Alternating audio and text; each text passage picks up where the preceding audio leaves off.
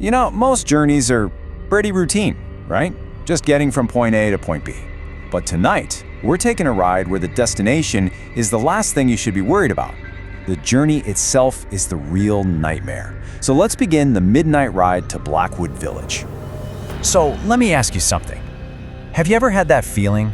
You're on a bus or a train, whatever, and even though there are other people around, you get this creepy, prickling sensation that you're not really alone, that someone is watching you? Yeah, that feeling. That is exactly where our story begins. Okay, part 1, a different kind of night. You know how all the scariest stories seem to start out totally normal? A regular evening, a routine trip, right before everything goes horribly wrong. So just picture this. It's pouring rain, one of those nights where the windshield wipers can barely keep up. Outside, it's just a black, wet blur of trees and road. And inside this bus, it feels like a tiny metal box, all alone, hurtling through the darkness. And on this bus, only 5 people. That's it. Just 5 souls scattered in the seats, each lost in their own world, probably just wanting to get home. They have no idea they're all about to share the same terrifying experience. Now, up front, we have our driver, Mr. Harris. This guy's a pro. He's been driving this exact route for 20 years. He knows every single turn, every pothole. So when a guy with that much experience starts to feel like something is off, you really got to pay attention. That gut feeling of his, it's our first real warning. And then, at exactly 11:47 p.m., things start going haywire. It's not just one thing, it's a rapid-fire series of events. The headlights flicker, the radio just clicks on by itself, and out of that static comes a voice. The bus is starting to feel like it has a mind of its own.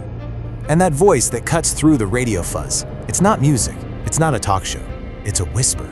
A clear, desperate warning. It's a very specific and very terrifying instruction. Which brings us to part 2, the uninvited passenger. And that warning from the radio? Well, it came just a moment too late. The threat they were warned about is already here. Just like that, the engine sputters and dies. They're stranded, dead in the water, in the middle of nowhere. And as if on cue, the rain stops, only to be replaced by this thick, suffocating fog that just swallows the bus whole. And then, through that fog, a figure appears. It's a woman in a white dress. She's not waving for help. She's not moving at all. She is just standing there, on the side of the road, staring. That stillness is what's so unbelievably unnerving. And here's where they lose all control. A passenger actually screams out what everyone is thinking. "Driver, don't open the door!" But it doesn't matter. With this awful hydraulic hiss, the bus door just swings open all by itself. The invitation has been accepted for them. And the moment she steps on, the entire bus changes. Her feet make absolutely no sound. She just glides to a seat in the back. And nobody, I mean nobody, has the guts to look at her face. And then comes the cold, an unnatural, bone-chilling cold. The temperature just plummets, and frost literally starts to spiderweb across the inside of the windows. Okay, this is it. The spooky atmosphere is over. The thing on the bus is about to make its intentions crystal clear. This is section 3, one will stay. And then, click. The lights go out. I'm talking absolute, total darkness. You can't see your own hand in front of your face. Imagine the sudden shock, the sound of panicked breaths in the blackness. They are trapped, blind, and completely vulnerable. And in that darkness, a message appears, traced into the frost on the window from the inside. It's not a question. It's not a threat. It's a statement of fact. No sooner does that message appear than a single sharp scream just rips through the bus, a sound of pure terror right there in the dark. And the most horrifying part is what you can't see. A moment later, the emergency lights flicker on, and the brutal truth is revealed. Before the lights went out, there were 5 passengers. Now, there are only 4. There's no sign of a struggle, no broken window, just an empty seat where a person used to be. The promise was kept. What happens next is just pure panic, a frantic escape towards what they hope is safety. But as you can see, this is the final ride, and it isn't over just yet.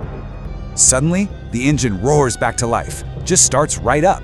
And Mr. Harris, he doesn't need to be told twice. He slams his foot on the gas and peels out of there, speeding like a madman toward the distant lights of Blackwood Village.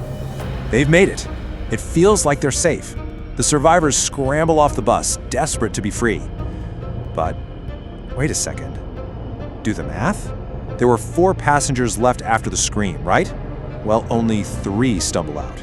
And Mr. Harris, out of pure habit or maybe a final dreadful feeling, glances one last time at his rearview mirror. And there she is, in the mirror. And he hears this cold, quiet whisper right in his ear. The 4th passenger never left. She was just waiting for her stop. Because Blackwood Village was her home. But the story doesn't end there with whatever happened to Mr. Harris. Nope! The final act takes place the very next morning, back on that same dark, lonely road. So the next day, police find the bus. It's right back where the whole ordeal began. It's completely empty. Mr. Harris is gone, and the doors, they're just hanging wide open, like a silent invitation. And on the windshield, traced into the morning dew, is this final, chilling message. A promise. It really makes you wonder, doesn't it? Some roads aren't meant to be traveled after midnight, and some passengers are not meant to be picked up.